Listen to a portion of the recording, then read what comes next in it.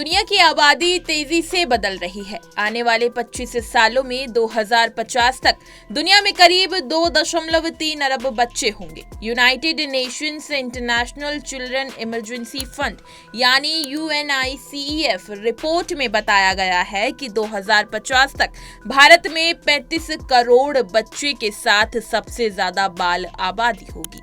हालांकि दुनिया के हर हिस्से में बच्चों की संख्या कम होगी। भारत में भी बच्चों की संख्या 10.6 करोड़ कम हो जाएगी, लेकिन फिर भी दुनिया के बच्चों का 15% भारत में होगा। भारत, चीन, नाइजीरिया और पाकिस्तान मिलकर 2050 तक दुनिया के बच्चों की कुल जनसंख्या का 1/3 हिस्सा होंगे। भारत में बच्चों की संख्या तो बढ़ेगी ही, साथ ही जलवायु संकट का खतरा भी अधिक होगा। इससे बच्चों को ही सबसे ज्यादा परेशानी होगी, क्योंकि उनकी सेहत और भविष्य पर जलवायु परिवर्तन का सीधा असर पड़ सकता है। दक्षिण एशिया, पूर्वी अफ्रीका, दक्षिण अफ्रीका, पश्चिमी अफ्रीका और मध्य अफ्रीका में बच्चों की संख्या बढ़ सकती है। दूसरी तरफ अफ्रीका में बच्चों की संख्या कम हो जाएगी। 2000 के दशक में अफ्रीका में बच्चों की संख्या 50% थी, लेकिन अब ये घटकर 40% से कम हो जाएगी। वहीं पूर्वी एशिया, पश्चिमी यूरोप और उत्तरी अमेरिका में बच्चों की संख्या बहुत कम हो जाएगी। 2000 के दशक में इन जगहों पर बच्चों की संख्या 19% से ज्यादा थी, लेकिन अब ये 19% से कम हो जाएगी।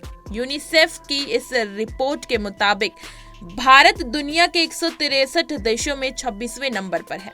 ये रैंकिंग दिखाती है कि भारत में बच्चे अत्यधिक गर्मी, बाढ़, सूखा और वायु प्रदूषण जैसे खतरों का अधिक सामना कर रहे हैं। रिपोर्ट में बताया गया है कि दुनिया के आधे से ज्यादा बच्चे यानी करीब 1 अरब ऐसे देश में रहते हैं जहां जलवायु परिवर्तन और पर्यावरण का बहुत बड़ा खतरा है। धरती का मौसम बदल रहा है, जीव जंतु खत्म हो रहे हैं और प्रदूषण बढ़ रहा है। इन सब की वजह से बच्चों के लिए दुनिया पहले से ज्यादा खतरनाक होती जा रही है।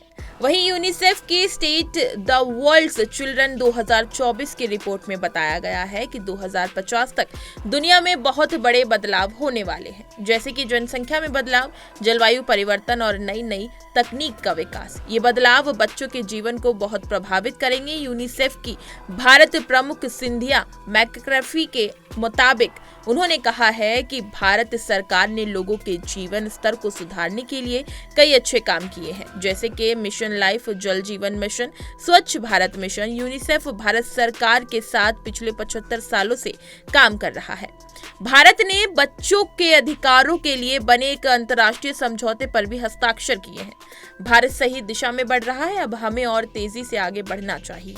रिपोर्ट के अनुसार अब बच्चे पहले से ज्यादा जी रहे हैं। दुनिया भर में नवजात शिशुओं के जीवित रहने की दर 98% से अधिक है। 5 साल की उम्र तक बच्चों के जीवित रहने की संभावना 99.5% और 2000 के दशक में पैदा हुई औसतन लड़कियां 70 साल जीती थी, अब वो 81 साल जी रही हैं। लड़के औसतन 66 साल जीते थे, अब वो 76 साल जी रहे हैं। बच्चों पर युद्ध और शहरीकरण का प्रभाव भी पड़ सकता है।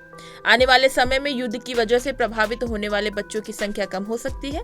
2000 के दशक में 83.3 करोड़ से ज्यादा बच्चे युद्ध प्रभावित क्षेत्रों में रहते हैं, लेकिन 2050 तक ये संख्या घटकर 62.2 करोड़ होने की उम्मीद है। ये अच्छी बात है, लेकिन अभी भी ये आंकड़ा काफी ज्यादा है।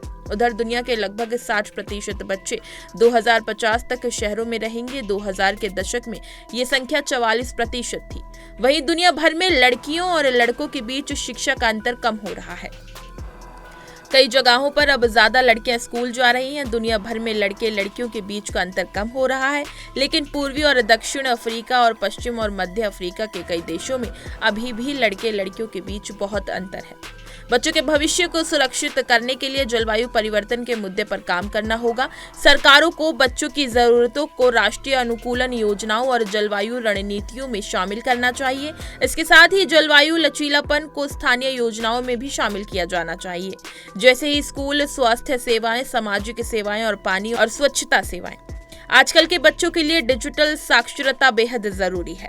इसे बच्चों और टीचर्स दोनों के लिए बढ़ावा दिया जाना चाहिए ताकि वो पारंपरिक शिक्षा के साथ साथ डिजिटल प्लेटफॉर्म से भी जुड़ सके। साथ ही नई तकनीकों का इस्तेमाल करते समय बच्चों के हितों का ध्यान रखना होगा और सुरक्षा के उपाय करने चाहिए। तो कैसी लगी आपको इस रिपोर्ट की जानकारी, हमें कमेंट सेक्शन में जरूर बताएं और ऐसी ही तमाम खबरें और लेटेस्ट अपडेट्स के लिए बने रहिए हमारे साथ और देखते रहिए punjabkesari.com।